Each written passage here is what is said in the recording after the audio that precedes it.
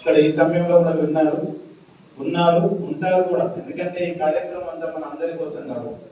చాలా మంది ఎలా అంటున్నారంటే అయ్యో పిల్లలు వినరు, పిల్లలు ఉండరు, పిల్లల్ని ఉంచడం చాలా కష్టం అంటారు. కానీ పిల్లలకి అర్థమయ్యేలా చెప్తే అన్నీ మాని కూడా సాయంత్రం అయ్యేదాకుంటే అవసరమైన తెల్లారి వరకు ఉంటుంది. వాళ్ళకి నచ్చారు పని. మీకు నచ్చేలాగా ఈ పనులు అసలు ఎందుకు జరుగుతున్నాయి?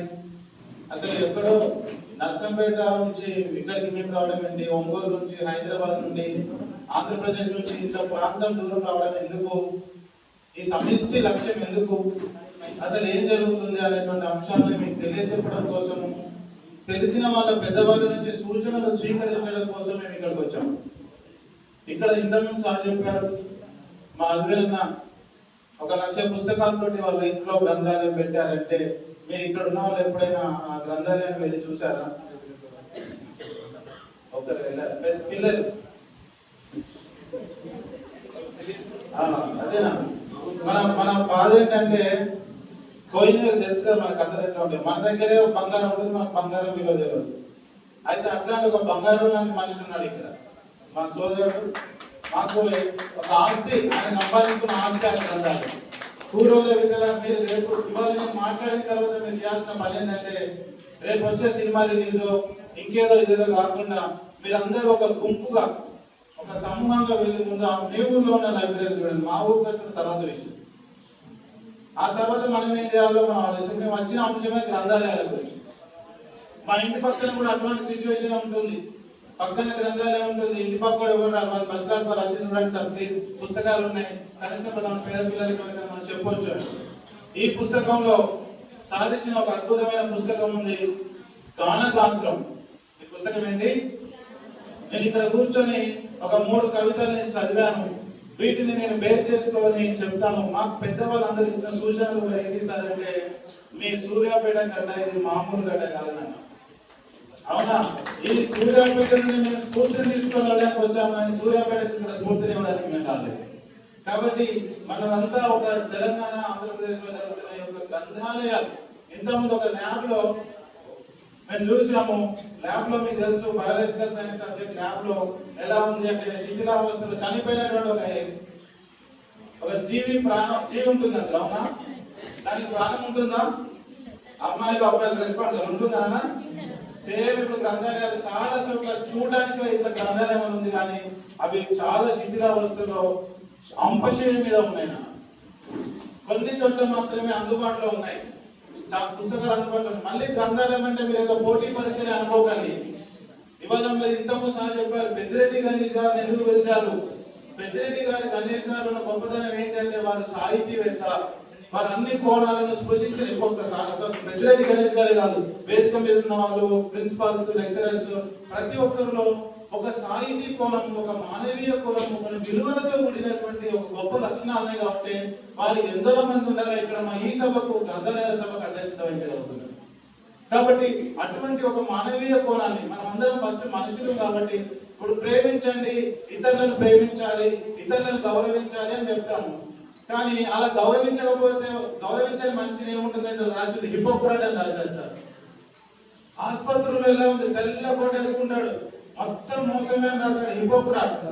నీతో మంచిగా మాట్లాడినంత మాత్రాన అమ్మాయిలు మీ ఫ్రెండ్ ఎవరో కావచ్చు, ఎవరిని కూడా మనం నమ్మే పరిస్థితి లేదు.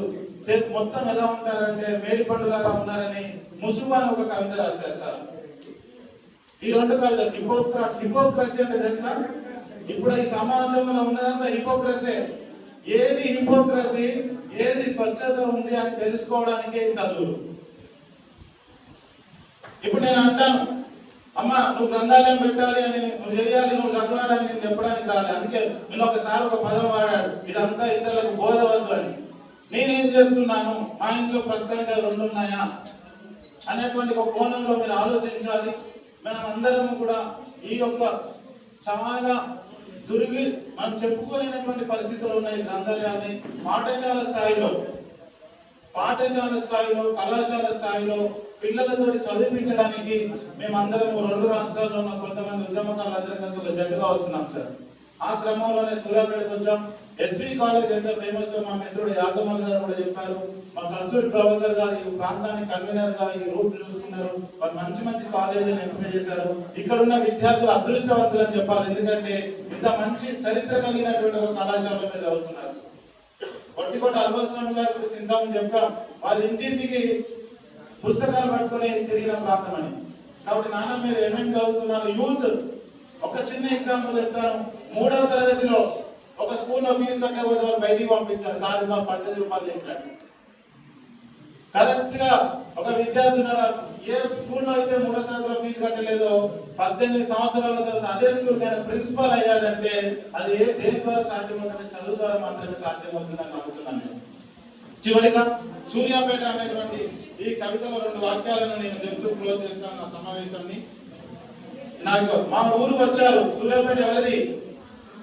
స్పందన లేదు. ఎవరిది సూర్యాపేట? ఎవరిది? మీరు హృదయం ఉన్న వాళ్ళుగా, తెలివితేటలు ఉన్న వాళ్ళుగా మీరు కావాలని కోరుతూ మా ఊరు వచ్చారు. వస్తూ 4 మాటల్ని మాలకట్టి తెచ్చి ఉంటారు. కానీ ఇక్కడి నుండి వట్టి చేతులతో మాత్రం వెళ్ళకండి. పోతూ పోతూ మా ఊరు మట్టిని అమ్మ దయచేసి అక్కడ వినాలమ్మా. మాతృదేవో భవ, పితృదేవో భవ, ఆచార్య దేవో భవ, అతిథి దేవో భవ అన్న మీ విలువలే మనం మిస్ అవుతున్నాం. ఇక్కడి నుండి వట్టి చేతులతో మాత్రం వెళ్ళకండి. పోతూ పోతూ మా ఊరు మట్టిని పిడికడు కొట్లం కట్టుకెళ్ళండి. తీర్థయాత్ర గురించి తిరిగి వస్తూ భక్తిగా విభూతి కుంకుమ తెచ్చుకున్నట్లు కాస్త మా ఊరి మట్టిని పట్టుకెళ్ళండి. ఇక్కడి ఉద్యమ సందర్భం కూడా. ఇంటి నుండి అడుగు బయట పెట్టేటప్పుడు నుదిటిన కాస్త గొట్టులా పెట్టుకోండి. సాయుధ రైతాంగ పోరాట పడి మనం పొరల్లో దాచుకున్న మట్టి మాది. మీ మట్టి గురించి మళ్ళీ మీ గురించి ఒకసారి మీ గొప్పతనాన్ని తెలియజేస్తున్నాను. సాయుధ రైతాంగ పోరాట పడి మనం పొరల్లో దాచుకున్న మట్టి మాది. నేల కొరిగిన వేల ఉద్యమకారుల స్ఫూర్తి మీకు వీరతిలకం అవుతుంది. కాబట్టి మిత్రులారా, తీరుబడిగా చదువుకుంటూ రాసుకుంటూ కానీ తిరగబడే తీరు మీరు లేకపోయినా కులాసాగా మా ఊళ్ళో కవిత చదివి ఖుషిగా వెళ్తున్నారేమో. మట్టి చేతులతో మాత్రం వెళ్లకుండా పిడికడు మా మట్టిని పట్టుకెళ్ళి ఈ రాత్రి మీ పెరట్లో చల్లండి. రేపు ఉదయాన్నే తూర్పున ఉదయించే సూర్యుడితో పాటు మీ తోటలో కొమ్మ కొమ్మకు రెమ్మ రెమ్మకు కోటి సూర్యులు పూయడం చూస్తామని పెద్దిరెడ్డి గారు ఎలా అయితే రాశారో, ప్రతి ఇంట్లో, ప్రతి ఊళ్ళో, ప్రతి పాఠశాలలో, ప్రతి కళాశాలలో ఒక గ్రంథాలయం వెలుగొందాలి.